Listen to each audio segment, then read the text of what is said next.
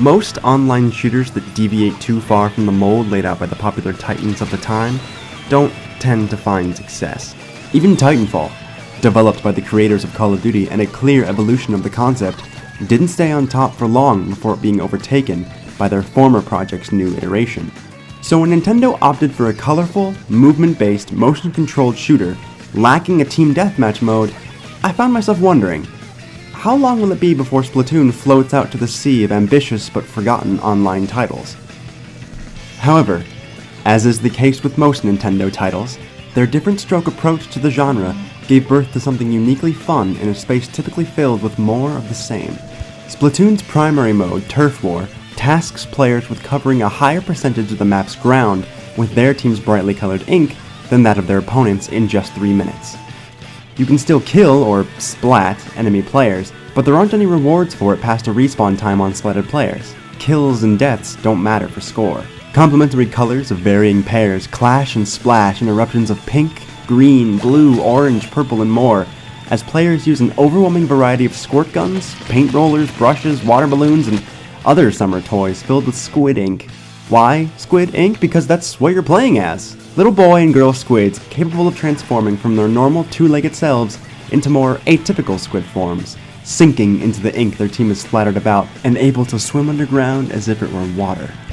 This duality of form allows players to get around the map quicker, stealthier, and find places otherwise unreachable without a trail of ink to swim through. It also provides the incentive to keep their ink dominating the map, as players take damage and can't swim in their opponent's ink. At the end of 3 minutes, the percentage of the map each team has covered at the moment the buzzer rings is revealed, and the winner is declared. Looking at the gamepad during a match shows a readout of how much of the map is inked, but not down to the percentage. You can't know for sure who's winning until the end, as oftentimes matches are decided by single percentage points or fractions thereof. It sounds chaotic, and it is, but the motion controls beautifully and intuitively handle navigating the blasting balloons and cleverly laid traps. Using the right stick for horizontal aiming while using the gamepad's motion controls to aim vertically translates perfectly and intuitively to the idea of spreading ink over large surfaces quickly, and is much smoother than it would have been with traditional controls, while somehow still remaining stable even in fast hands. Trust me, it works, just go with it. This formula of spraying and splattering keeps matches fast, exciting, and intense. In just 3 minutes, the battlefield can look like a bloody war zone, albeit blood the color of baby blue and bubblegum pink, as if juice-filled candy had been dropped from orbit like bombs, with players frantically swimming to hot zones to cover contested and shifting turf. This is absolutely my favorite part of Splatoon, the overwhelmingly satisfying feeling of what ought to be described as speed painting. Trying to cover as much surface area as you can as fast and efficiently as possible.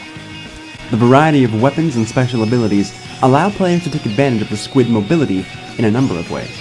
Do you burst onto the front lines with your paint roller and try to cover as much ground as possible while steamrolling down your opponents? Do you super jump to your teammates in tough spots to try and back them up in close quarters combat? Ink and swim your way to high platforms and snipe from afar? Or sneak behind enemy lines and slowly encircle the enemy's citrus orange base with the cool blue of their defeat. The variety of tools Splatoon allows players to choose from can be adapted for any playstyle, despite not including tools to allow players complete customization of their toys. Weapons come packed in with secondary and special weapons. Players don't get to mix and match all their favorites from each category into one, only the prescribed loadouts are available. Either as an oversight or a deliberate choice to make the selection process easier and more controlled, the lack of a freer loadout system is really only disappointing until you find the right set for you, of which there will undoubtedly be one.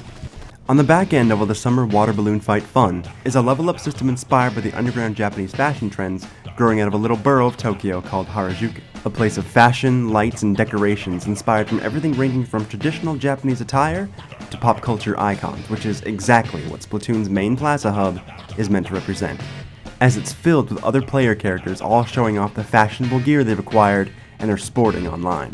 Leveling up means garnering a certain level of fashion freshness, letting you unlock new weapons and gear with greater potential for randomly assigned stats. And the whole thing is overseen by a pair of squid girls, Callie and Mari, perfectly embodying the Harajuku spirit. The only downside to how Splatoon lays out its metagame is in how the maps for each day are presented.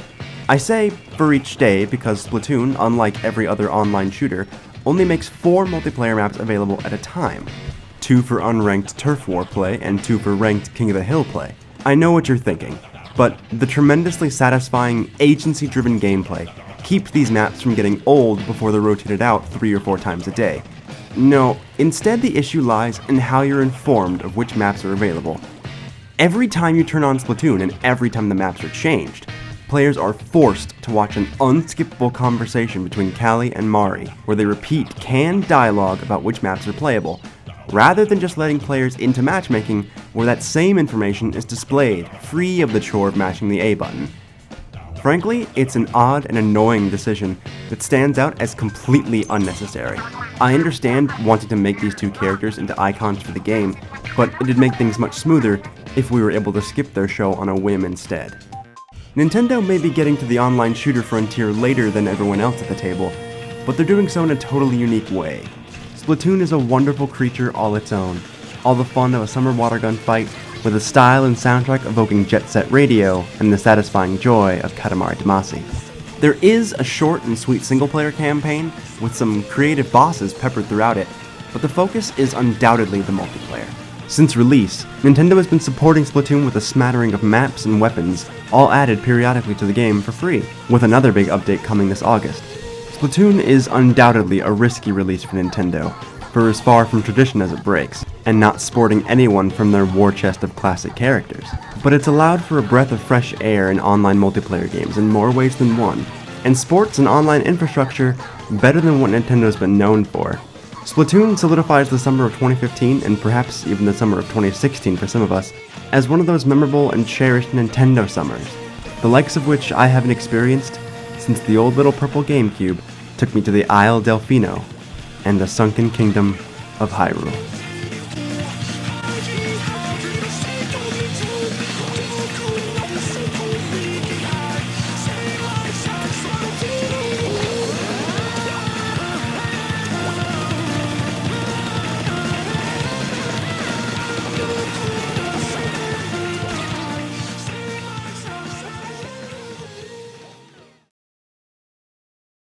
Luckily though, it's allowed for a fresh of breath air. That is what I said, and I'm sticking to it. With players frantically swimming too hot to trot, and is much smoother than it would have been with traditional controls.